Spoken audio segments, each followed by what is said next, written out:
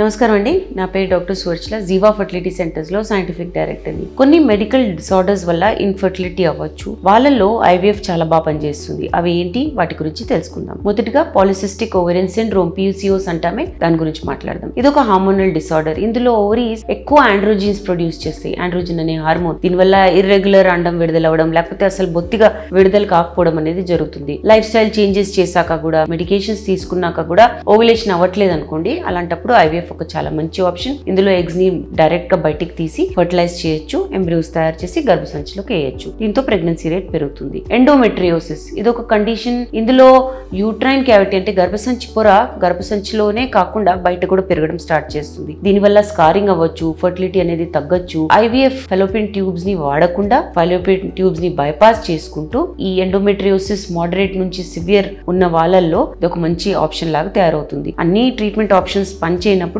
ఈ ఐవీఎఫ్ కి ఇలాంటి పేషెంట్స్ వెళ్ళొచ్చు. మేల్ ఫ్యాక్టర్ ఇన్ఫర్టిలిటీ ఇందులో లో sperm count, poor sperm motility, abnormal sperm shape ఇవన్నీ వస్తాయి అనమాట. నేచురల్ గా కన్సీవ్ అవ్వకపోతే ఇంట్రాసైటోప్లాస్మిక్ స్పర్మ్ ఇంజెక్షన్ ఐవీఎఫ్ లోనే ఒక ట్రీట్మెంట్ ఆప్షన్. ఇందులో ఒక్కొక్క కణంని అండంలోకి వేసుకుంటూ ఫర్టిలైజేషన్ ఫలదీకరణం ఛాన్సెస్ పెంచుకుంటూ ఎంబ్రియో తయారైనప్పుడు గర్భసంచిలోకి వేయడం జరుగుతుంది. బ్లాక్డ్ లేదా డామేజ్డ్ ఫెలోపియన్ ట్యూబ్స్ ఉన్నాయి అనుకోండి, అంటే బాలేని ట్యూబ్స్ ఉన్నప్పుడు కూడా ఫర్టిలిటీ అనేది తగ్గిపోతుంది. అండం విడుదలైనప్పుడు ట్యూబ్ లోకి రాకపోవడము, లేదా కణం అండం దాకా చేరకపోవడము, ఫలదీకరణం అయిన పిండం అనేది గర్భసంచిలోకి రాకపోవడం, ఇవన్నీ జరుగుతాయి బ్లాక్ ట్యూబ్స్ ఉన్నప్పుడు. ఇవి ఇన్ఫెక్షన్స్ వల్ల కావచ్చు, సర్జరీస్ వల్ల కావచ్చు, లేదా క్లెమిడియా లాంటి డిసీజెస్ వల్ల కూడా కావచ్చు. ఐవీఎఫ్ అనేది ట్యూబ్స్ ని బైపాస్ చేసుకుంటూ, ఇందాక ఎక్స్ప్లెయిన్ చేశాను కదా, ట్యూబ్స్ అవసరం లేదు మనకి. ఎగ్స్ ని బయటికి తీసి ల్యాబ్ లోనే ఫలదీకరణం చేయడం జరుగుతుంది. ప్రీమెచ్యూర్ ఓవేరియన్ ఇన్సఫిషియన్సీ లేదా ప్రీమెచ్యూర్ మెనోపాజ్ కూడా అంటారు. ఇందులో వయసు కన్నా ముందే, అంటే 40 కన్నా ముందు అండాశయాలు సరిగా పనిచేయట్లేదు అనుకోండి,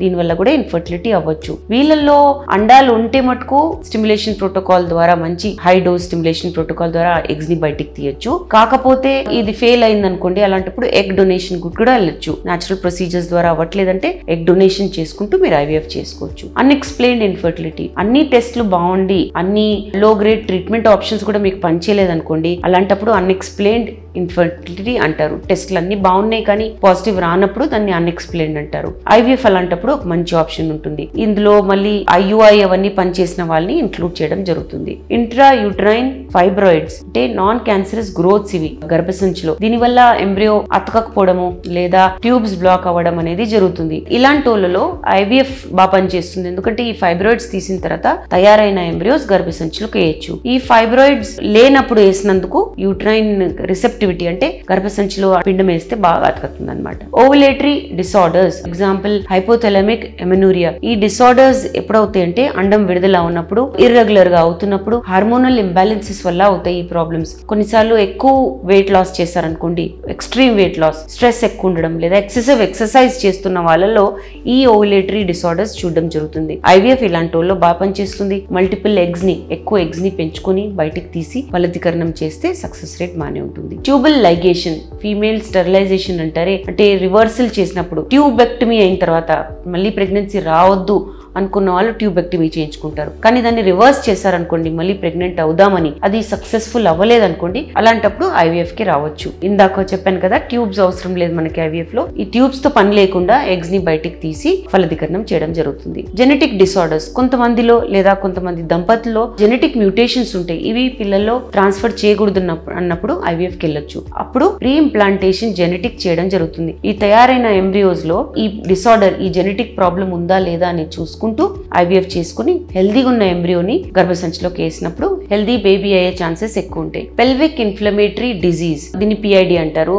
దీనివల్ల స్కారింగ్ అవ్వచ్చు, ట్యూబ్స్ డ్యామేజ్ అవ్వచ్చు, యూట్రస్ లో కూడా డ్యామేజ్ అవ్వచ్చు. దీనిలో ఇన్ఫర్టిలిటీ అయ్యే ప్రమాదం ఎక్కువ ఉంటుంది. ఐవీఎఫ్ చేసుకుంటే మనకు ట్యూబ్స్ అవసరం లేకుండా మనము న్యాచురల్ కన్సెప్షన్ ఉన్నప్పుడు, ఈ ప్రాబ్లం ఉన్నప్పుడు కూడా ఐవీఎఫ్ కి వెళ్ళొచ్చు. Cervical factor infertility, cervical mucus బాగాలేదనుకోండి, అంటే స్పర్మ్స్ కణాలు అక్కడ చేరిన కణాలకి ఆ సర్వైకల్ ఎన్వైరన్మెంట్ బాగాలేదనుకోండి, వాతావరణం, అలాంటప్పుడు స్పర్మ్స్ అండం దాకా చేరవు. లేదా సర్విక్స్ షేప్ బాగాలేదనుకోండి, అబ్నార్మల్ గా ఉంది లేదా డ్యామేజ్ ఉంది అనుకున్నప్పుడు స్పర్మ్స్ అనేవి అండం దాకా చేరవు. అలాంటప్పుడు ఐవీఎఫ్ కి వెళ్తే ఛాన్సెస్ బాగుంటాయి. IVF లో సర్విక్స్ అనేది బైపాస్ చేస్తాం, అండాలు బయటికి తీసి ఫలదీకరణం చేస్తాం. డిమినిష్డ్ ఓవేరియన్ రిజర్వ్, లో నంబర్ ఉంది, క్వాలిటీ బాగాలేదు అండాశయాల్లో అండాలవి, అలాంటప్పుడు కూడా IVF బాగా పనిచేస్తుంది. ఇవి యూజువల్ గా వయసు ఎక్కువ ఉన్న ఆడోళ్లలో చూడడం జరుగుతుంది డిమినిష్డ్ ఓవేరియన్ రిజర్వ్. IVF లో ఏంటంటే స్టిమ్యులేషన్ ప్రోటోకాల్ ద్వారా ఎక్కువ డోస్ ఇచ్చి కొన్ని ఎగ్స్ బయటికి తీసి ఫలదీకరణం అయిన తర్వాత పిండంని గర్భసంచిలోకి వేయొచ్చు. క్యాన్సర్ ట్రీట్మెంట్స్, కీమోథెరపీ, రేడియేషన్ అయినప్పుడు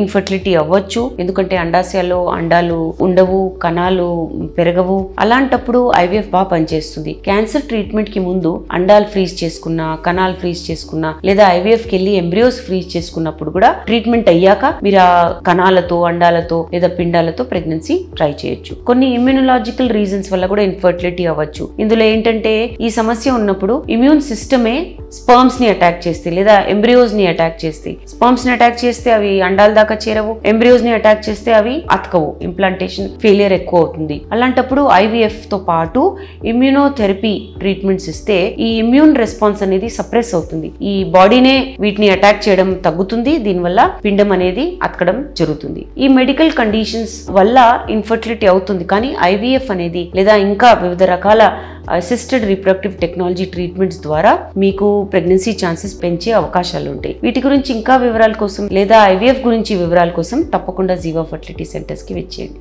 థ్యాంక్ యూ. చాలా థ్యాంక్స్ అండి మా వీడియోస్ చూస్తున్నందుకు. మరిన్ని ఇలాంటి ఇంట్రెస్టింగ్ వీడియోస్ కోసం మా ఛానల్ని తప్పకుండా సబ్స్క్రైబ్ చేయండి. Thank you.